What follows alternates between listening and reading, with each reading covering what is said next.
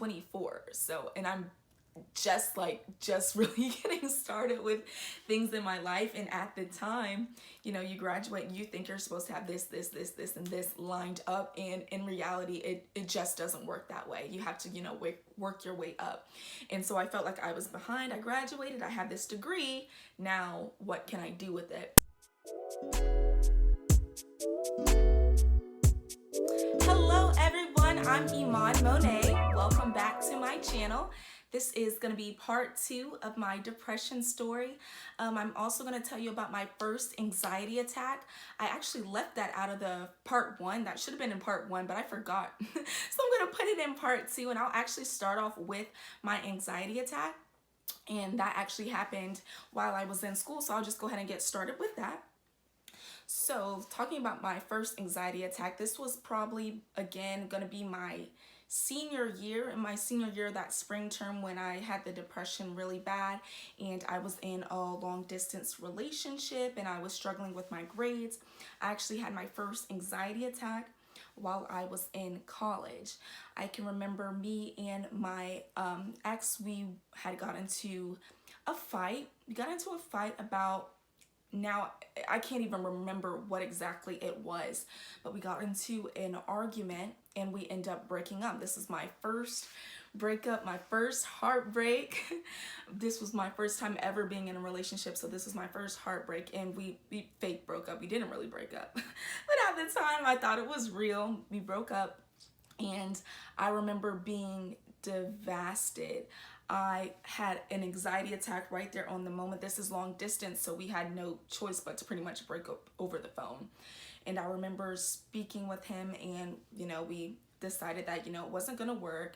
And it was my doing. It wasn't gonna work mostly because of me. I wasn't ready. I was stressed out. I was trying to graduate early, and it just became a lot for me to bear.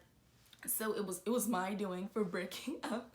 And so we fake broke up, and I did it, and then I was like, what have I done? That's basically the only person I was talking to through my depression. So I'm like, I'm losing the only person that I'm really connected to and that knows about this.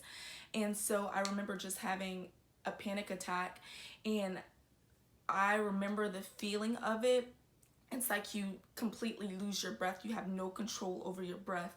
And I remember after hanging up the phone, I remember just laying there on the bed, just like this. Like, I was just laying there on the bed. I couldn't breathe. I could barely move. I remember I sat my phone down, and once I sat my phone down, I couldn't actually, it wasn't in my reach for me to pick it back up. And I remember just laying there in the bed just like this, and my heart's pounding, and I could not breathe. And I remember just sitting there staring at the ceiling, and I couldn't breathe and I couldn't move. It was almost like I was paralyzed. And I remember my heart started beating really fast, and I started to freak out. And in my mind, I'm freaking out, and I'm like, I'm in Orlando at the time. My family lives in Jacksonville. And I remember having the thought, like, if I call my parents, they're gonna come from Jacksonville. They're gonna come all the way to Orlando. So I don't know. It feels like I'm having a heart attack at this point. It feels like I'm having a heart attack. I can explain it as, it feels like an elephant literally just completely sat on my chest, like my chest was caved in and I couldn't move. I just literally laying there like this, like trying to breathe. I could not breathe. I was crying. I was in tears. And I just remember thinking, like, my phone was like right outside of my hand's reach. And I was just like, if I pick up the phone and I call my parents, they're gonna come all the way to Orlando. And I don't know if I'm just freaking out because of this, or if I'm actually having a legitimate heart attack right now, because that's what it felt like. And I remember that feeling.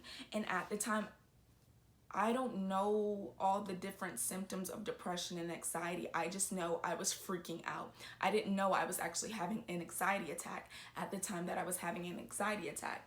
I just figured, I'm freaking out. Me and my boyfriend just got into an argument. This is pretty much the only person that I talk to. I'm just trying to graduate. I just don't want to be here anymore. Like, all these different things are running through my head. And I remember that night, like, I finally was able to regroup, regather myself. I just ended up, you know, praying at the time I had to, because I was too scared to call my parents. I was too scared to go to the hospital. I was too scared to call anybody. So I just laid there, and I finally got to myself together. Next day I had to work. The next day, actually, worked early that morning, and I remember just going to work and like feeling like I still like my chest was like literally caved in. I really thought like I may have just had a heart attack last night. Like I remember like my chest was still caved in, my breathing was still very shallow. I still had a very hard time breathing. And I just remember being at work like all day, like when I would bend over to pick something up, it felt like I was like I would be out of breath from grabbing something. Like it was very weird. It was a weird experience. It felt like something literally just completely crushed crushed my heart. So I guess that's what heartbreak is, but it really felt like it was completely broken. And so that was really my first panic attack, my first anxiety attack, and that was actually back in college. So now that I told you about that, so it was a fake, it was not really a real breakup. Like we didn't talk for like a few days and then we were talking again. So I really didn't break up with him that time. That was just me being so overwhelmed with school, and I was just like, I can't do this anymore. I'm done. So let's go ahead and fast forward back to me post-grad. So in the part one, I was telling you how I got to graduate, I got to walk, and so I did get my degree. And I was in Orlando, and then I was finally able to move back to Jacksonville. I was happy. I was excited. I was like, it's a new beginning. Everything's going to be good. No more depression. No more homesickness. Everything's A-okay. Or so I thought. So I moved back to Jacksonville. At the time, I'm living with my parents. I still live with my parents now. Living with my parents and my little sister. I was so happy to see her. She was happy to see me, my younger sister. And so everything was good for those first month or so. And so once after those first few months, you start to realize like, okay, I graduated. I need a job now. I need to start my career. I need to, start my life as, postgraduate life. And so I began, applying for jobs. I'm literally applying for jobs daily, constantly. I'm filling out like 5 to 6 applications a day. I did not stop filling out applications. And then I just remember like the feeling of being home, that initial excitement from graduation and being back in your hometown. And that quickly wore off once you start realizing, I'm not at my own place. I'm not at my own place anymore. Now I'm back in my parents' house, so I have to, abide by their rules. There's chores now. There's curfew now. You have to be in the house by, a certain time. So it's different rules. So I was also making that adjustment. And I remember as I was just applying for jobs daily, I started to I don't know if my parents necessarily put this pressure on me. They kind of did, but I also kind of put it on myself as well. Like just being at home all day without, I didn't have a job. So I'm home all day. Like I'm home all day long. When they leave for work, I'm there. When they come back from work, I'm still there. So it was kind of a pressure for me as well, like to get a job. So I'm not like just feeling like lazy, just laying around the house doing nothing. And I didn't want to be that. I didn't want to feel that. I didn't want to have that type of feeling coming over me. So my parents kind of made me feel that way, but I more so myself made me feel that way. So that was also a reason that I was feeling kind of stressed. When I moved back from college, when I moved back home, the depression kind of subsided a little bit. When I say subsided, like it went down a little bit, and that was kind of overcome by anxiety. I started becoming more anxious when I got home rather than the usual depression that I was facing in college. And I feel like that was a result of me being anxious to find a job, me being anxious to start in my career. Sometimes we as millennials, we put this timeline of when we're supposed to have certain things done in our life. Right now I'm 24, and I'm just really getting started with things in my life. And at the time, you graduate and you think you're supposed to have this, and this lined up. And in reality, it just doesn't work that way. You have to, work your way up. And so I felt like I was behind. I graduated, I have this degree. Now what can I do with it? So my depression kind of switched over to anxiety of stressing, getting a job, starting my career. That I became stressed and overwhelmed with that. And so I remember just applying for jobs daily. I finally, I went back to working at Charlotte Russe. That I was able to do that. So I was like, let me just go back to working at Charlotte Russe. That way, at least I'm doing something. At least I have, something. So I was able to do that. I was working at the Charlotte Russe in the mall. And so I was doing that, and then I continued to looking for jobs because that, of course, that was just part-time, for the meantime type of job. So I was doing that, and then I end up having two jobs. I put my application in for a temp agency. So I was working through a temp agency. If anybody knows about working through a temp agency, you might just get any kind of job. Working for a temp agency, they might put you doing any kind of old thing. But I started doing collections. I did collections literally for like a month, and that's all I could take. I did a month of that. No, it was more than a month. About 3 months. It was about 3 months of doing that. So I graduated in the summer, and then I probably started doing that around October. So it was about October to December. In December, that's when I stopped doing the debt collection. So I was working Charlotte Russe, and I was doing that debt collection job at the same time. So whatever time I wasn't at Charlotte Russe, I was working that job. So I was doing two jobs, just trying to make money, just trying not to be in the house and in my parents' way, and out of their space, and just trying to make money, trying to get my own life started.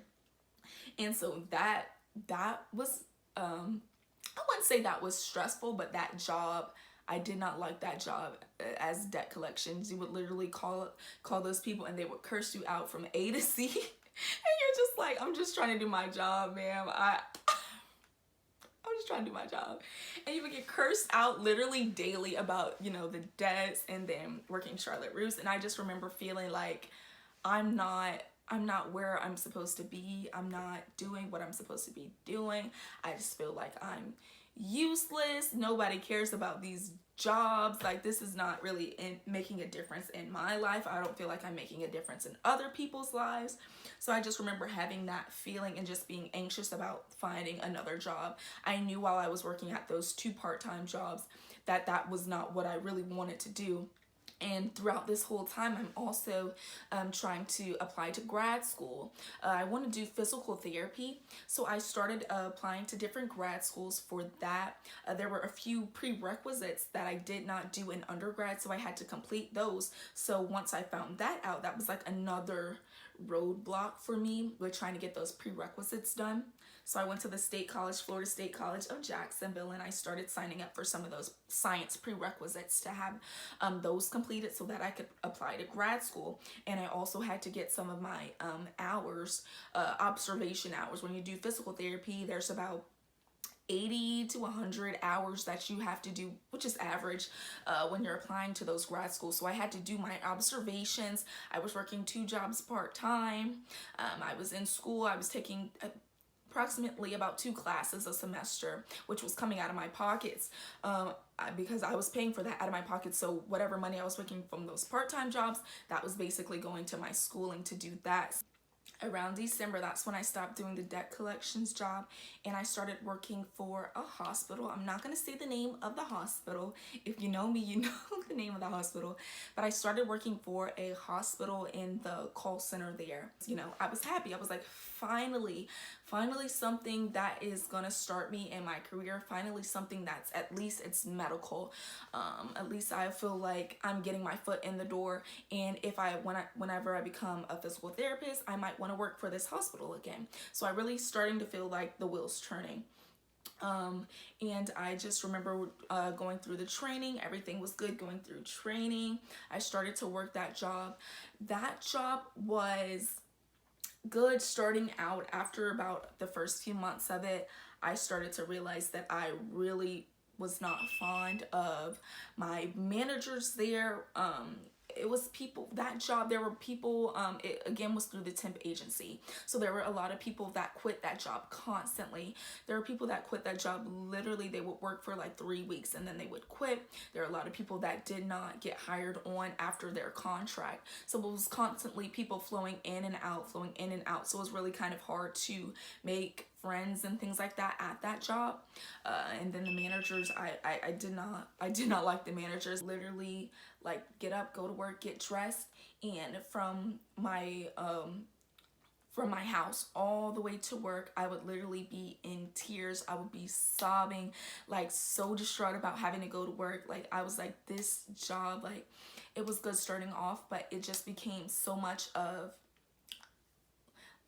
like, I don't even know how to describe this job. Like, it became so overwhelming, because it's like, I know that this is gonna start me off where I need to be, but I was still dealing with that depression so bad. And my other jobs, they were part-time, so I didn't work as much. So it was like the transition of working every single day, Monday through Friday, 9 to 5, every single day. And it was across town, so it would take me like an hour to get there, an hour to get back. And then that daily cycle, that daily routine of getting up and going to work every day, I was not used to that. I've worked jobs where you work a little bit here, you're off, you work a little bit here, you get to pick your hours, you get to pick when you leave, you know, things like that. You get to request off every now and then, you know, you get to request off easily. When you're working through those temp agencies, you really, those first few months, you don't get to request off. You have to be there. You're on contract, so you have to be there. And I remember just feeling so drained going to that job every single day. Making that adjustment to working every day was not easy for me, because I needed that job at the time to pay for those classes that I was taking. So I sucked it up for that hospital, and I was taking those calls. And also with dealing with that, I was also still kind of rocky with my boyfriend, you know, my ex. We were still talking, we were still dating long distance. I would get to see him here and there, but he did sports. So, you know, if you play sports in college, you really don't get a lot of time to come home. You're there a lot of times because you have to practice, you have workouts, you have games, things like that. So I didn't get to see him as much as I would have liked to, and that probably would have also helped our relationship. But at the time, he was doing what he had to do, and I was trying to do what I had to do here with, you know, my career.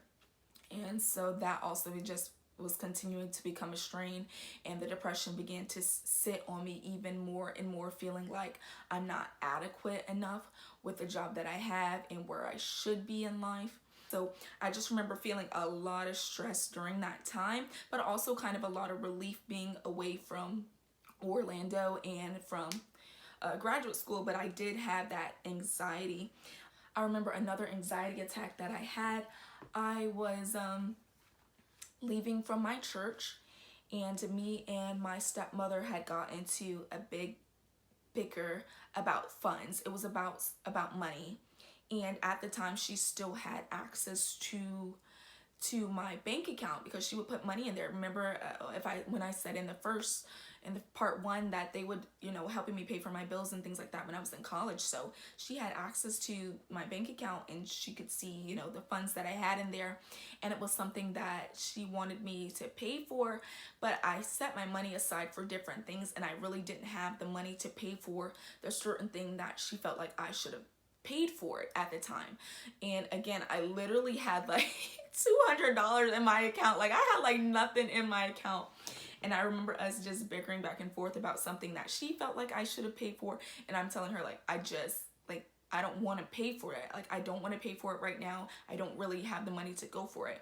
And she was just saying, like, you know, I have access to your account. I know how much money that you have in there. And I remember this was at our church. We were talking back and forth at our church. And I left. I remember everything was over, service was over and everything like that. And I left, I was leaving, I was in my car, and I just remember just being so upset, being so anxious, being so like I got so frustrated on the fact that I didn't have the money to pay for the thing that she wanted me to. And it's like, not that I didn't want to, I wanted to, but I didn't feel like the little bit of money that I had should have went to that. And I just remember being so frustrated. I was driving in the car, and I freaked out. I started freaking out. I'm driving, and I'm driving my car, and I just I freaked myself into having another panic attack that time in the car. And so I pulled myself over. I pulled over. I'm trying to breathe. I'm crying. I'm upset. And I just remember calling my dad, and I'm telling my dad, I'm like, Dad, and my dad, he's freaking out because he doesn't know what I'm saying. I'm not saying any real words. He doesn't know what I'm saying. He thinks I got into a car accident. And so my dad comes and saves me. He gets in the car. He picks me up, drives me home. I leave my car there. He drives me home. And then I think that's when he really that's when he really knew. That's when he knew I was dealing with depression. That's when he knew I was dealing with anxiety. After that episode, that's when he really knew that, okay, she's got something going on. He was trying to talk to me about it. I was talking to him about it. After, one thing about when you have depression and anxiety, once you talk to someone, it really starts to lighten your load a little bit. You start to feel a little bit better. You start to feel a little bit lighter. So he was talking to me about it. I explained it to him. And I think in his mind, he thought, everything's good. But I know that's when he really started to know, okay, Iman, she's dealing with something bigger. And so I just remember that episode. That was another time I had a panic attack this is all around the same time frame. Once after that episode, I really started to, my dad started to know about it more. My stepmom started to know about it more. And so they just kind of began to work with me through it. I was also trying to put those applications in, those grad school applications. And so I was doing that as well as I was working on those prereqs. And doing those observation hours. Those all started to kind of come together.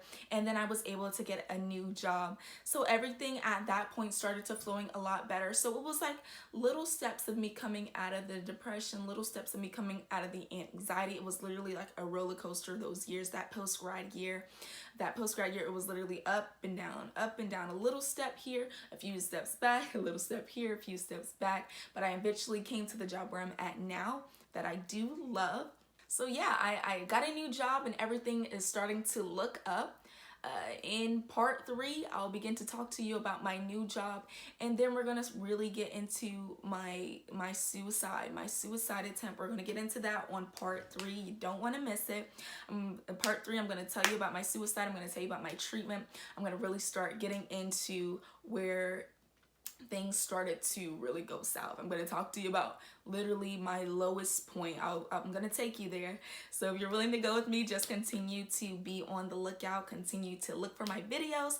If you haven't already, just go ahead and subscribe. Just go ahead and share this video, comment, like, and do all the above. Continue to look for me. You guys have a great, blessed day.